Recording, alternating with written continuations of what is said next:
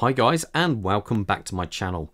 Today I'm featuring the French brand Herbelin, and this is a Camarat GMT. Now this is a limited edition watch, and I think it looks it feels and looks a lot more expensive than the numbers make out.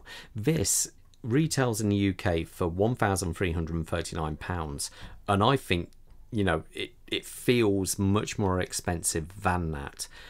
Now, I've said before, this brand, they've been around for just over 70 years, and they're still a family-run business, and I just think that's very commendable in this day and age. It's so easy to sell out to some of the big companies like many do, but these are still a family-run business, so yeah, hats off to them.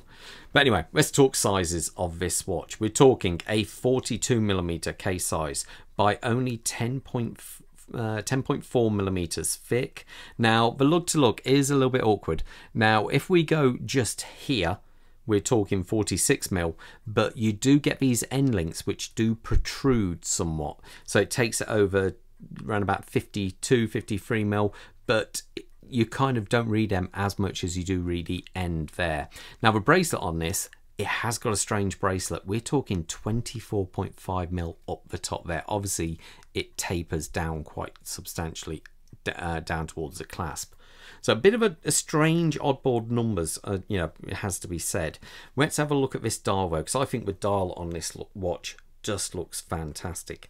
It really does. I think this looks a really cool dial. Now obviously we have our standard hands going on here, but we have this very nice red tip hand there, and that is a GMT hand, so you can read two separate time zones on this, but you do it in quite an interesting way. Let's talk a little bit more about the details first. Look at the way they've staggered that dial. I think it looks really, really good, even down to the different color offsets for the GMT round there. I think, again, really cool, and you have all this information going on around the outside there. This watch has got lume. It's quite nicely applied. I wouldn't say it's the best lume out there, but it does do the job. Obviously we have a date window there, but the GMT function on this is a little bit interesting. So what you can do with this crown here, that's the time setting crown up there, and up here is the bezel. Now it's a screw down crown, and look, you can actually rotate the inner bezel here. So what you would do, you'd set this hand to whatever the time zone, you know, whichever time zone you need. It isn't a screw down crown, so if you pull it out, there you go, you can adjust the GMT hand there. So let's say what you do first is you set the time first. Let's say we want to set the second time zone to 1:30. Now what you'd do is you'd pull this out and you'd set the normal time. So let's say the normal time here is 9:30. So you'd set it there, and what you do, pull it out one click, and then you would set this to 13:30 would be there. So that's 13:30. Now if it was 1:30 in the morning, this would then set there. So anyway, and depending on whereabouts in the world that was set for, let's say, I don't know, let's go Europe. So if we turn this round, you can see at the top there, we can actually do it for, so that Central European top, we'd put that to the top there. So you know that other time zone is set for Central European time, so Paris +1. Obviously if you put it round there, you would say that would be London GMT.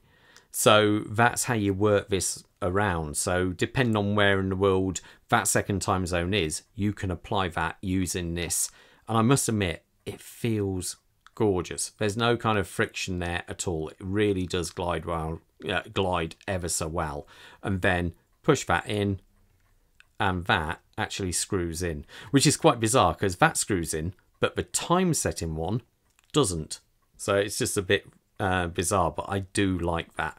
I think it's ever so cool. So anyway, we do have a flat sapphire crystal on this.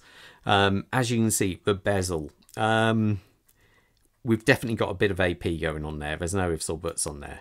But the difference is, instead of having the hexagonal bolts, they've actually got round ones set in the correct position, all lining up, I should say.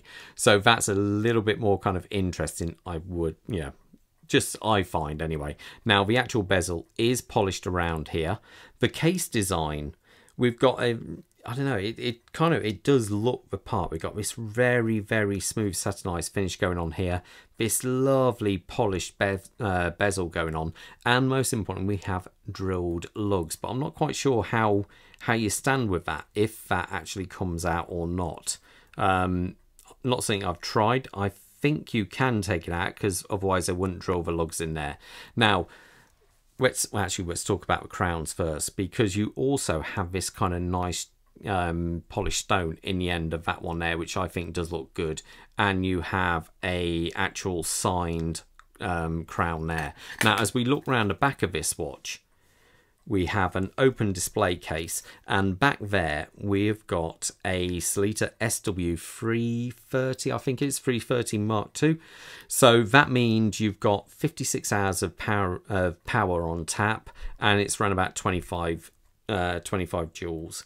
And I think they've done a really nice, tidy job on that one. I put it on the time grapher. To be fair, it was coming in, I think it was +7 or +8. Pretty constant. But that was just in one position. I didn't try it in all the other positions, so I can't say for definite how it stacks up on the wrist. Now, this watch also features 100 meters of water resistancy. So, anyway, we come out and we've got this rather interesting bracelet. I'm kind of 50-50 on it. It's I don't know if it's a pin and collar or whatever. I don't think it is screws. No, it's definitely a pin arrangement. I don't know if it's, I say, pin and collar or not. For adjustment, you do have these half links at the bottom, and it is a butterfly style case. Can you press? Yep, you do have to press both for it to deploy. So there you go.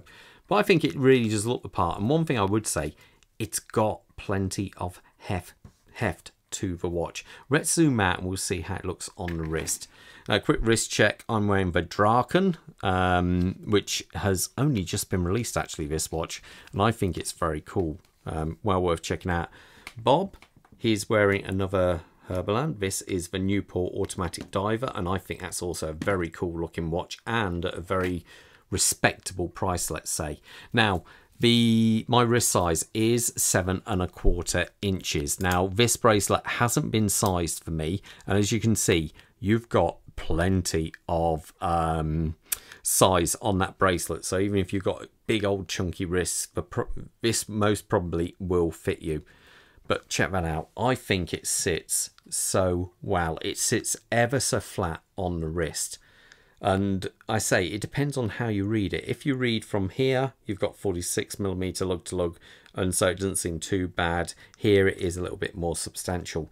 But I think that looks a lot more expensive than the numbers make out. I think it's actually a very nice looking watch. Anyway, let me know what you think in the comments below, and I will see you at the next review, guys. All the best, and most importantly, stay safe out there. Bye.